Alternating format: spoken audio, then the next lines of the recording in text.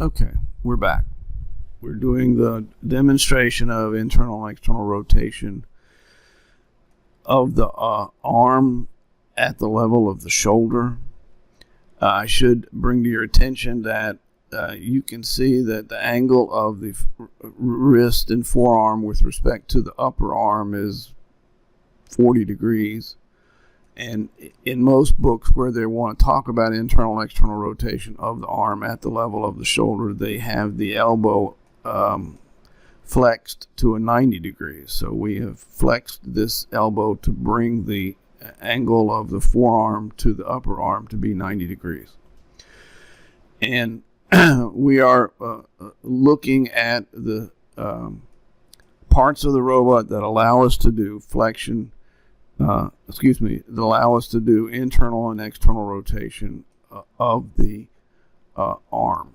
And you can see that the parts of the upper arm that we're demonstrating, we have this upper arm frame, and this upper arm frame is going to rotate around this blue axis. And so in order for this to happen, we have this brownish red colored supporting block that has a hole in it, so that this brownish red supporting block can rotate around this blue shaft. And this brown red supporting block is bolted on to the upper arm support structure. So that's the way that the upper arm support structure is connected to this shaft that it rotates around. And we also have this light brown support structure also present to add additional support, so that this upper arm structural support member is firmly and strongly and well connected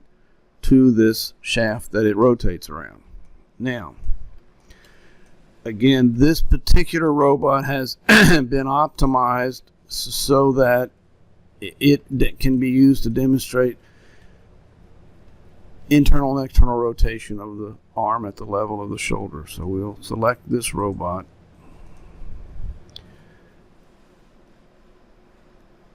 And we'll select this group. Again, notice that as a favor, I put transparency in a lot of this support structure so that you can see through it to see what's happening. And in order to let us show internal and external rotation, we have selected the parts that do internal and external rotation. And now we're going to take our rotation tool and put it here on the center of that blue axis. And when we come out, we can rotate the arm down towards the floor. In human beings, that rotation maximum is 40 degrees. So that is internal rotation. In this robot, it's set at 40 degrees. And the reason is we have set all of the motions of the robot to be equal to what a human can do. So abduction, adduction, 170 degrees, total range of motion. Flexion, extension, 220 degrees, total range of motion. Internal, external rotation, 130 degrees, total range of motion. The range of motion for internal and external rotation is 40 degrees of external rotation down. There's the zero position. It can also rotate 90 degrees of external rotation up.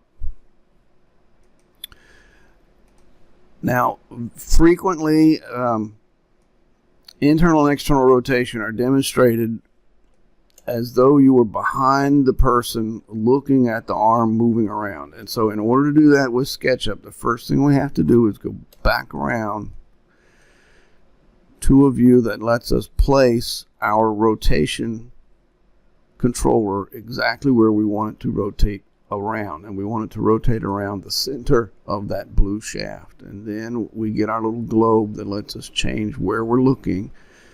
And we can come around behind the robot.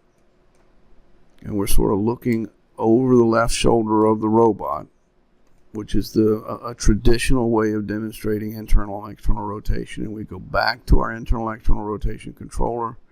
It's fully all the way up. This has come down to the zero position where it's horizontal to the ground.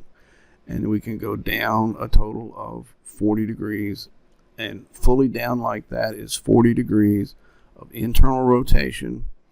This is considered to be the 0 point, and this is 90 degrees of external rotation. Internal rotation, external rotation. Why is this so? It's so because this is what the scientists agreed would be the way that they talk about it. Important to remember that.